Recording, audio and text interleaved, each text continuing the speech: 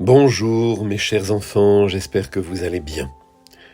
Je vais vous raconter aujourd'hui une histoire qui s'est déroulée avec un très très grand sage, un très très grand rave, qui avait appris beaucoup de Torah et qui était en train de retourner chez lui, à sa maison. Parce que voyez-vous, à l'époque, on devait voyager pour aller étudier dans une yeshiva, auprès des maîtres, étudier du matin jusqu'au soir, comme Hachem nous le demande.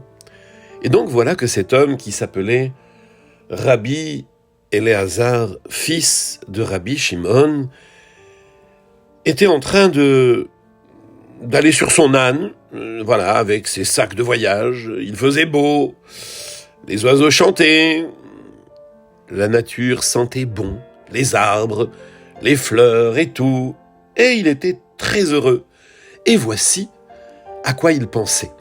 Je vais retourner dans ma ville, et là-bas j'aurai beaucoup d'élèves, car j'ai appris beaucoup de Torah, et les gens viendront étudier chez moi. Ah là là là là, quelle merveille, toutes ces années passées. Et puis il chantonnait, il était heureux. Vezakeini legadel, banim uvne banim, chachamim unevonim. Et il allait comme ça sur la route, et tout d'un coup, voici qu'un homme arriva à sa rencontre et lui dit « Shalom, Shalom, Rabbi, vous allez bien? Shalom !» Mon Dieu, oh quelle horreur! Oh, mais comment tu oses m'interrompre dans mes pensées et dans mes réflexions? Et en plus, tu es laid, mais tu n'es pas beau du tout, mais quelle laideur! Oh! Oh! Comment? Tu me dis que je suis laid? Que je suis pas beau? Alors que moi je te salue, et toi tu me dis que je suis laid. Eh ben, va te plaindre chez celui qui m'a créé. Va lui dire pourquoi je suis laid, que je suis pas beau, hein? Tu m'as vexé comme ça? Hein? Mes enfants, c'était terrible.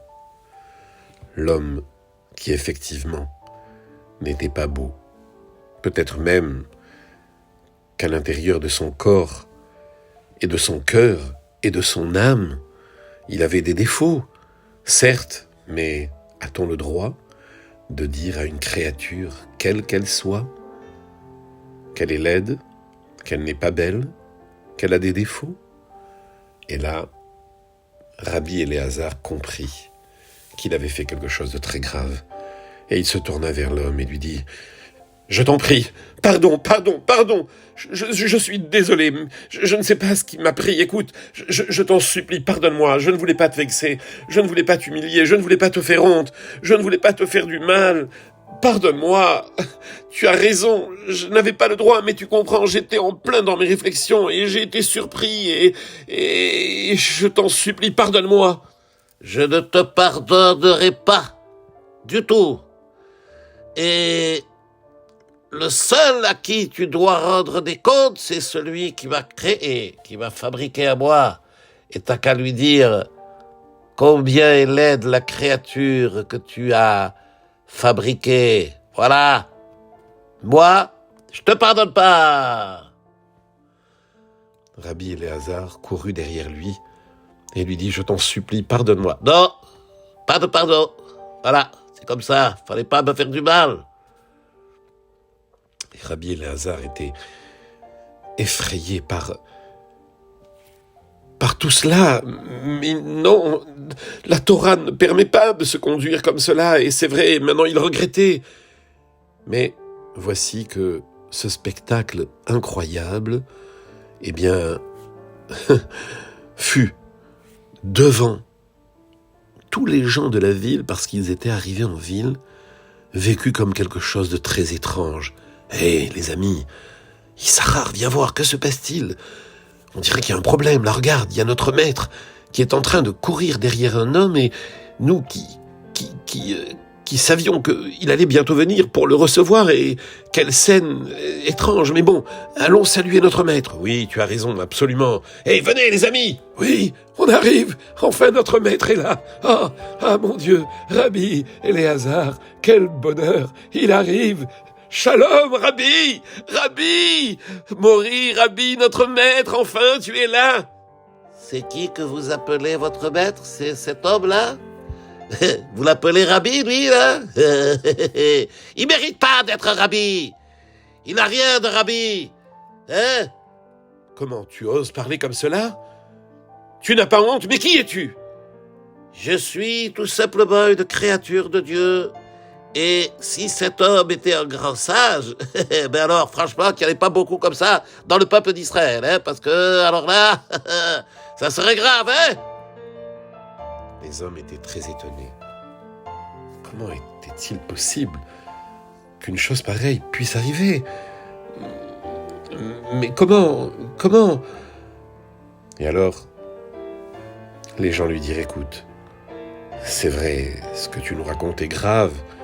Et Rabbi Éléazar leur dit, oui, il a raison. Je me suis mal comporté. Je n'avais pas le droit de parler ainsi. Mais j'étais... Enfin, je n'ai rien à dire. Je ne dois pas me justifier. Cet homme a raison. Pardon. Je veux pas lui pardonner. Je veux pas. Il m'a fait trop de peine. Pourquoi? C'est pas de ma faute si j'ai été créé comme ça. Je veux pas. C'est trop dur. On t'en supplie. Pardonne-lui. Quand même, malgré tout, pour le kavod de la Torah qu'il a étudié, il a été de nombreuses années à la yeshiva, il a fait une erreur, c'est un homme, c'est pas un ange. Et puis il a reconnu son erreur, il a fait teshuva, c'est notre maître. Si tu ne lui pardonnes pas, il sera malheureux. Fais-le pour Hachem, et puis fais-le pour nous aussi. Bon, d'accord. Je pardonne pour vous, hein. Je lui pardonne, mais j'ai mal. Il faut que j'enlève la peine de mon cœur. Parce que vraiment, c'est grave, mais bon. Je lui pardonne. Je te pardonne, Rabbi. Ne recommence plus jamais une chose pareille. Plus jamais.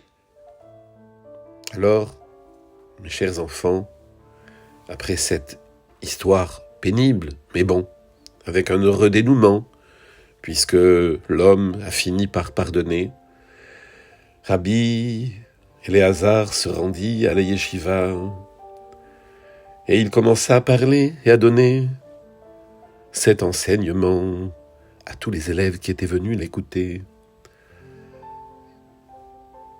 Mes chers élèves, aujourd'hui, je vais vous apprendre quelque chose d'important.